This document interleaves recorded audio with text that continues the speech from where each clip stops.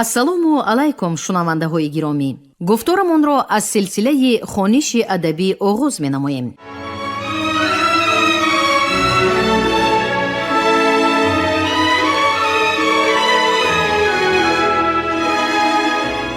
ба таваҷҷӯҳи шумо китоби якуми асосгузори сулҳу ваҳдати миллӣ, пешвои муаззами миллат, президенти ҷумҳурии Тоҷикистон муҳтарам Эмомалӣ Раҳмон забони миллат ҳастии миллат таҳти унвони ба сӯи пояндагӣ дар қироати корманди шоистаи Тоҷикистон Ализода Абдурашид Хуҷампур.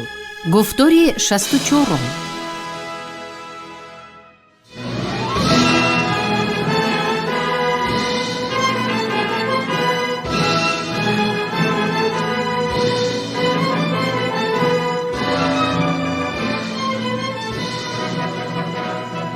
асари пешвои миллат Эмомалӣ Раҳмон забони миллат ҳастии миллат китоби арзишманди дорои хусусияти энциклопедӣ буда аз рӯи хислат, мавзӯъ, муҳтаво, равиши таҳқиқ, навгонӣ, дарбаргирии мавод, дастабандии таърихи ташаккул, сохти дастурии забони тоҷикӣ, арзёбии куллии масоили забону адабиёт, дастоварди беназир, таҳқиқоти пурарзиш ва саҳифаи тоза дар илми забоншиносии замони истиқлол маҳсуб мегардад.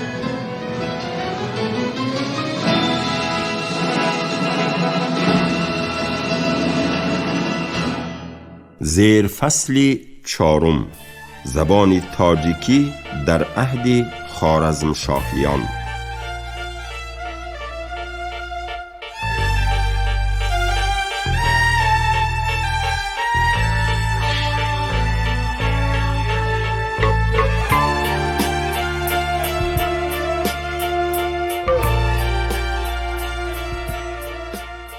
خوارزم در یشت 14 اوستا خوی ریزین در گذشته یکی از سرزمین‌های قدیم آبادان و شکوفان مردم ایرانی نژاد بود که ابو ریحان بیرونی در آثار الباقیه اهل آن را شاخه از درختی عظیم و شاخابی از دریای فارسیان می‌داند. با اندیشه برخی از محققان تاریخ زبانهای ایرانی از جمله ارنسکی، کشوری آریانا ویجا، اوستایی آریانیم ویجا، ایران ویج، پهلوی ایران ویج که همچنین در اوستا ذکر آن رفته است، خوارزم می باشد. سرزمین خوارزم پس از آن که در عصر 3 میلادی از شاهیگری کوشانیان جدا گردید، در چند عصر من بعد به صفت دولتی مستقل در حیات سیاسی آسیای مرکزی نقش مهم بازید.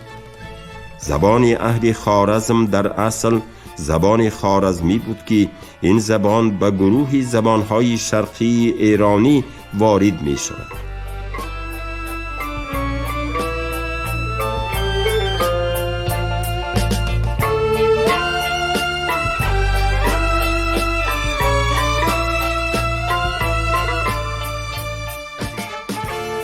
زبان خوارزمی بعد اصطلاح عرب چندین عصر همزمان با زبان تاجیکی در خوارزم به شکل زبان گفتگو باقی ماند و بعداً زبان ترکی جایگزین آن شد.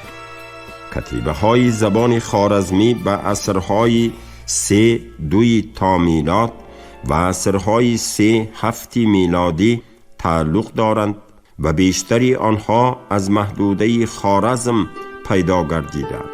خط خوارزمی هم یکی از گونه های خط آرامی می باشد. بعد اصطلاح عرب برای این زبان مدت الفبای عربی هم استفاده گردیده است. کلمات و اصطلاحات جداگانه از زبان خوارزمی در آثار جغرافی و تاریخی مؤلفان عربی زبان از جمله ابن فضلان، استخری، سمعانی، یاقوتی حموی و دیگران به نظر می رسند که بیشتر به عصرهای 10-13 راست می آیند. مهمترین آثار زبان خوارزمی لغتنامه عربی و فارسی زمخشری مقدمت الادب است که در آن تقریباً 40 کلمه خوارزمی استفاده شده است. اثر دیگری که در آن اصطلاحی حقوقی خوارزمی گرد آمده اند و این اثر تا زمان ما رسیده است کنیت المنیه فقیه خوارزمی غزمینی است.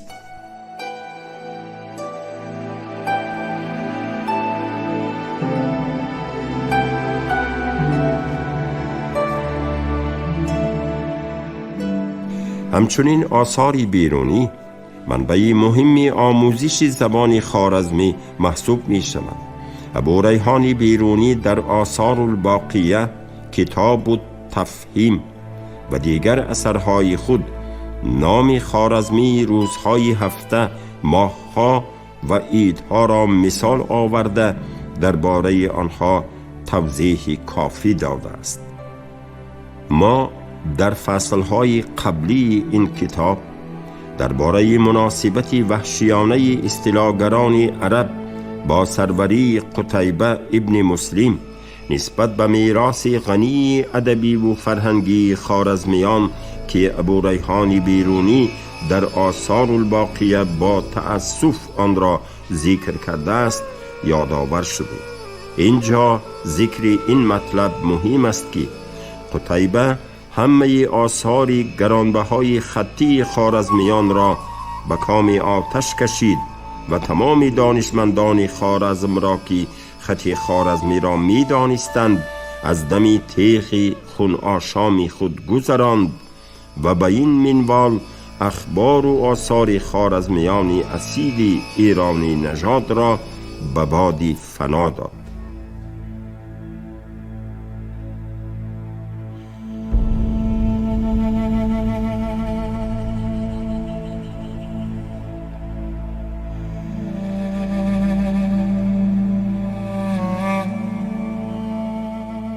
در عصرهای بعدی مقام خوارزم شاهی یافتنی ترکان دست نشانده غزنوی و سلجوقی و نهایت حمله لشکری مغول تیشه بر ریشه زبان خوارزمی زد. به بیان دیگر عرب تاز و ترک تاز و مغول تاز ایام خوارزمیان را با قبطیان و فینیقیان و آرامیان و دیگر قومیت های مغلوب زبان گم کرده هم قسمت نبود.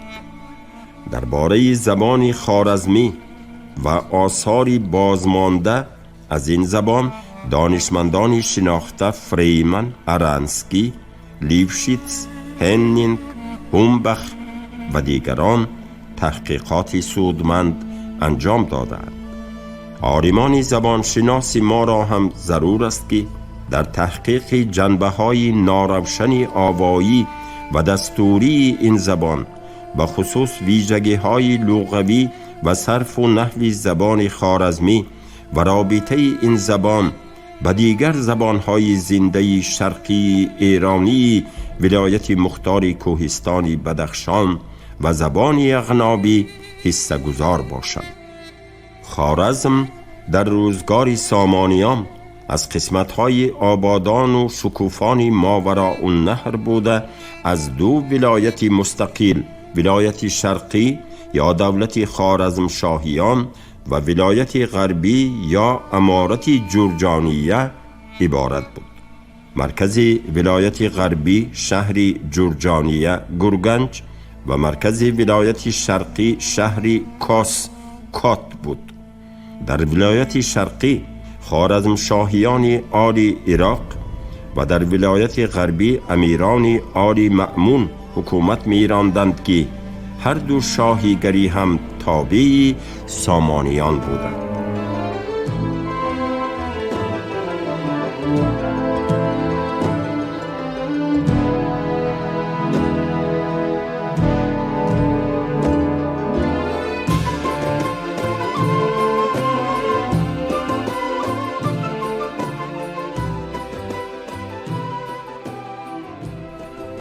سال 996 حاکم ولایت غربی خوارزم مأمون ابن محمد خوارزم شاهیان آل عراق را شکست داده هر دو ولایت خوارزم را متحد کرد، ولی از تابعیت سامانیان بیرون نرفت.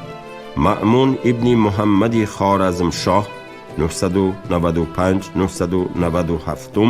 پادشاه فاضل بود و به علم و ادب محبت زیاد داشت.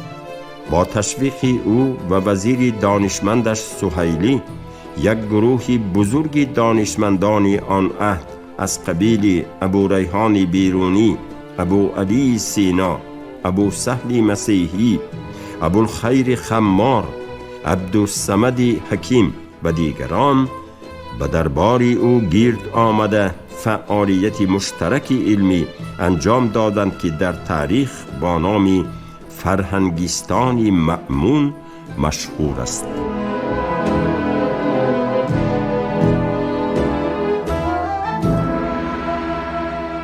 ولی دولت خوارزم شاهیان مأمونی دیر دوام نکرد. سلطان محمود که چشم طمع به خوارزم دوخته بود، با مقصدی به خود نزدیک کردن مأمون ابن محمد خواهر خود را به او به زنی داد.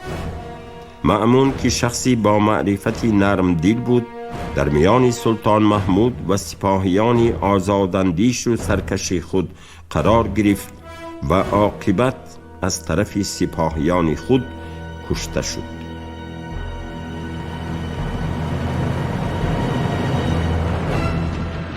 سال 1017 سلطان محمود غزنوی با همین بهانه کشته شدن دامادش مأمون به خوارزم حمله کرد و دولت خوارزم شاهیان مأمونی را کاملا سرنگون کرده مقام خوارزم شاهی را باری نخست در تاریخ به ترکان، صحیح ترش به التونتاش حاجب خود داد.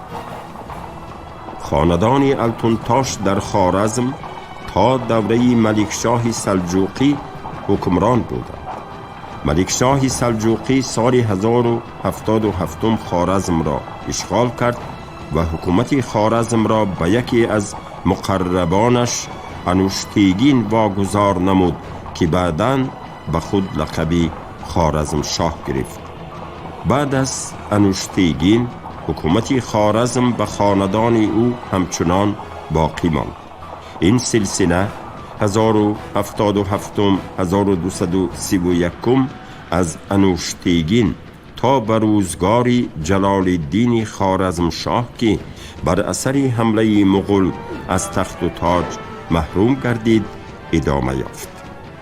حاکمان این خاندان در ابتدا تابع سلجوقیان بودند، ولی بعداً مستقلانه در ایران زمین حکومت کردند. اوج دولت این خاندان به زمان حکمرانی آتسیز ابن قطب الدین، ارسلان، سلطان شاه تیکیش و علایالدین محمدی خوارزم شاه راست می آید. بعضی از حاکمان این خاندان از جمله آتسیز 1127-1156 رسما تابع سلجوقیان بود، ولی عملاً مستقلانه حکومت می‌راند. بعد از شکست سپاه سلطان سنجر به دست لشکری قراختایی ها که جنگ بین این دو سپاه با تحریک آتسیز به عمل آمد، خوارزم شاهیان مستقلیت کامل به دست آوردند.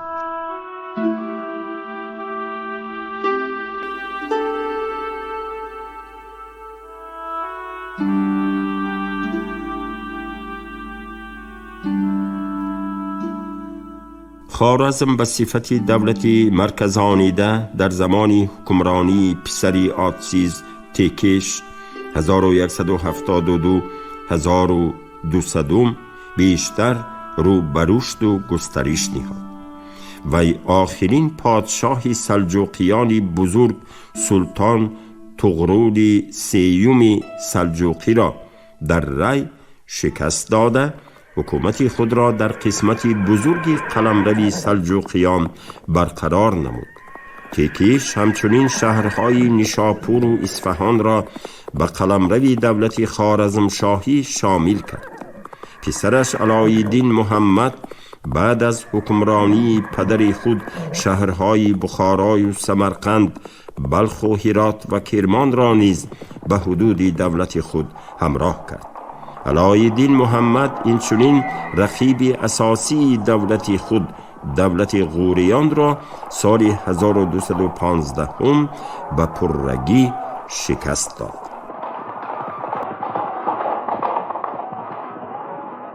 چراغ دولت این خاندان بزرگ خوارزمشاهی را تندباد حمله لشکر اصطلاح‌گر مغول تدریجاً خاموش کرد. پسر علایالدین محمد جلال الدین 1220-1231 هرچند رسما حاکم خوارزم بود، ولی عملاً مملکتش در دست اصطلاحگران مغول قرار داشت و خود او به صفت پادشاه و سرلشکری دلیر در این و یا آن گوشه کشوری از دست رفتش با لشکری انبوهی چنگیز مردانه‌وار جنگید، ولی دیگر نتوانست حکومت خوارزمشاهی را در دست خاندان خود نگاه دارد.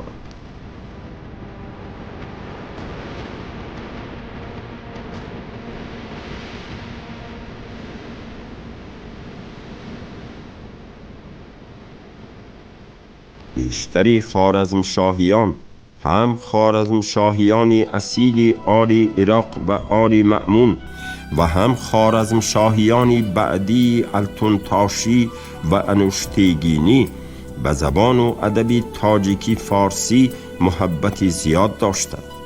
در همه این ایام زبان رسمی دربار و زبان بیشتری مردم قلمرو خوارزمشاهیان زبان تاجیکی بود. ذکر کردن به مورد است که خوارزمشاهیان خاندان انوشتیگین در دامان همین زبان و فرهنگ عالمگیر تاجیکی تربیت یافته در گفتن شعر طبعی سلیم داشتند و مطلب مهم خود را در قالب شعر بیان می کردند. مثلا سلطان شاه بعد از وفات الارسلان بر تخت خوارزم نشست و برادرش تیکیش از این واقعه اظهار مخالفت کرد. از این خاطر میان برادران خصومت افتاد. سلطان شاه به تیکیش به صفت نامه ربایی زیرین را نوشته فرستاد.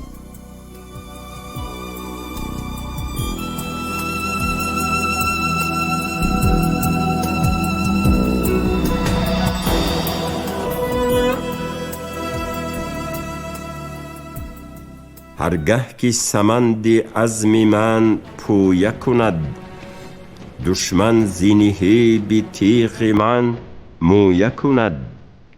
اینجا بر رسول و نامه بر ناید کار، شمشیر درویه کاری یک رویه کند.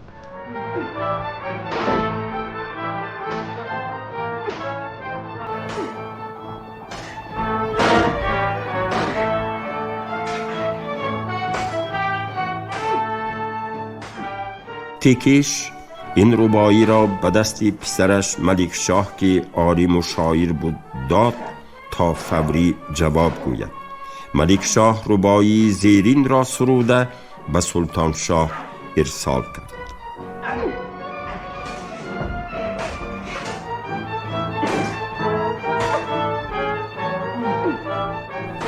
صد گنج تو را خنجری بران ما را، کاشانت تو را مرکب و میدان ما را.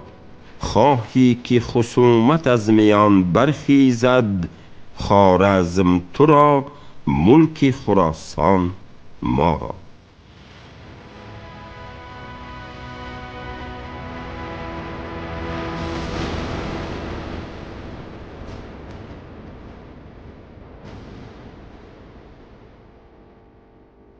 این ربایی چون به دست سلطان شاه رسید، سلطان شاه ربایی زیر را جواب نوشت: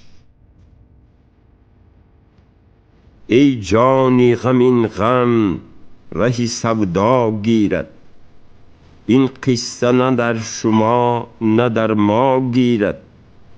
تا قبضه شمشیری کی پالاید خون، تا آتش اقبالی کی بالا گیرد.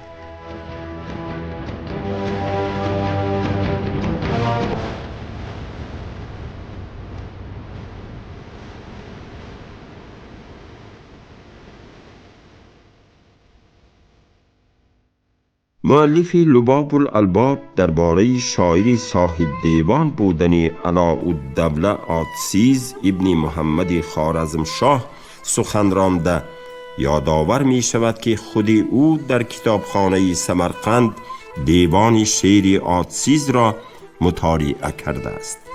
ربایی زیرین که به آتسیز نسبت می دهند از طبع بلند داشتن او در سرودن شعر تاجیکی گواهی می دهد.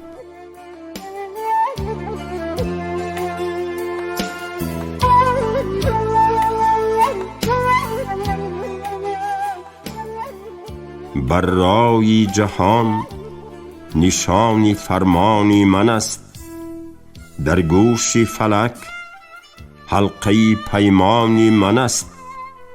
با این همه سلطنت که امروز مراست، تسهیل رضای دوست ایمانی من است.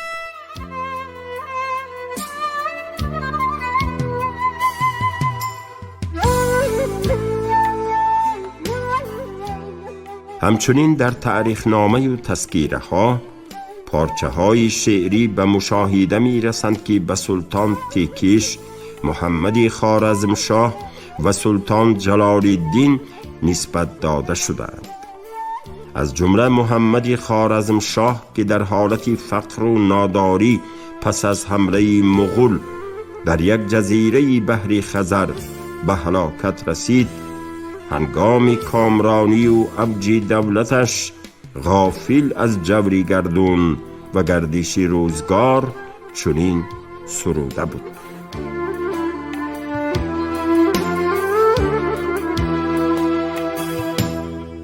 فردا علمی فراق طی خواهم کرد، با تالی سعد قصد ری خواهم کرد.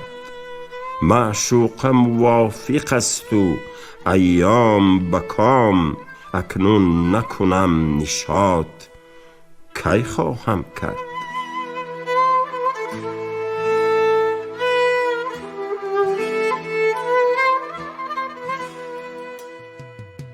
مورخان ربایی زیر را که از آن حسی شجاعت و مردانگی به نظر می رسد به جلال الدین نسبت دادند.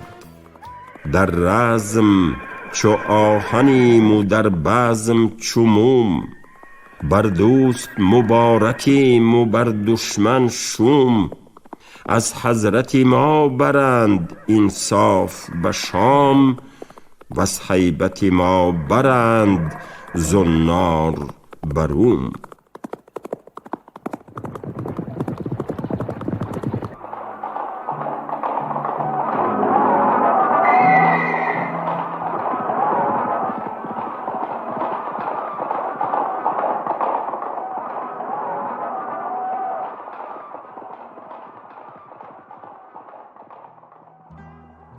از شاعران معروف دربار خوارزمشاهی رشید وطوات، نظام جامی، سراج بلخی و بهای دین محمد را می توان نام برد که در این میان اشعار رشید وطوات 1087 94 1177 82 معروفیت بیشتر دارد.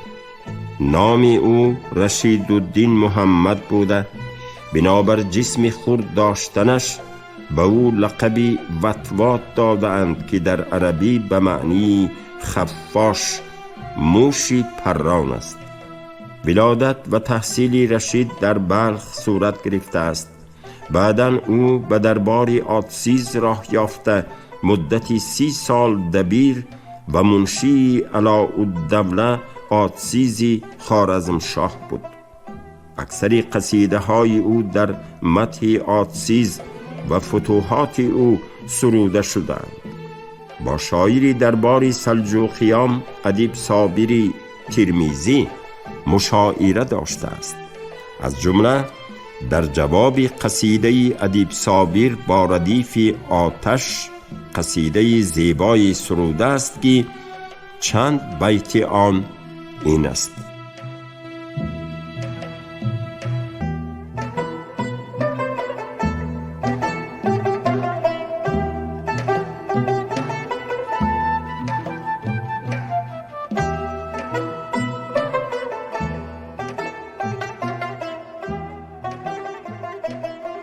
زهی فروخته حسن تو در جهان آتش، زده غم تو مرا در میان جان آتش.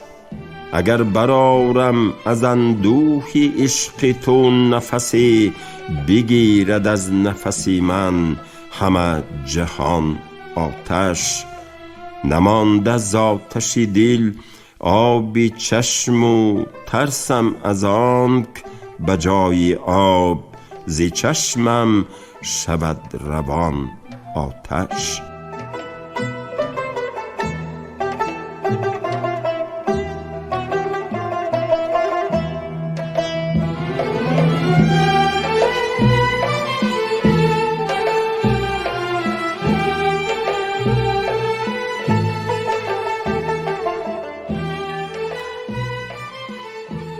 از بس که رشید وطوات از استادان بلند پایه علمی بدیع و سخنشناسان بزرگ زبان ماست، زبان اکثری سروده هایش شیرین و پر آب و رنگ و سرشار از صنعت‌های لفظی و معنوی است.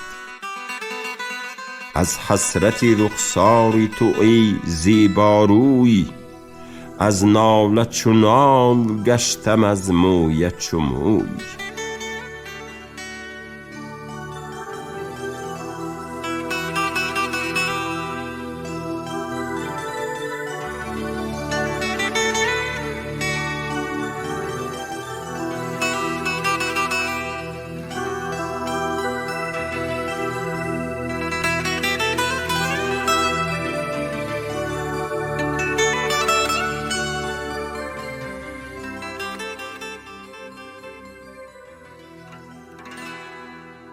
شما گفتاری 64 را از روی کتاب یکم اساسگذار صلح و وحدت ملی، پیشوای معظم ملت، پرزیدنت جمهوری تاجیکستان محترم امامعلی رحمان، زبان ملت هستی ملت، تحت عنوان بسیاری پایندگی در قرائت کارمند شایسته تاجیکستان علیزاده عبدالرشید خوجمپور شنیدید.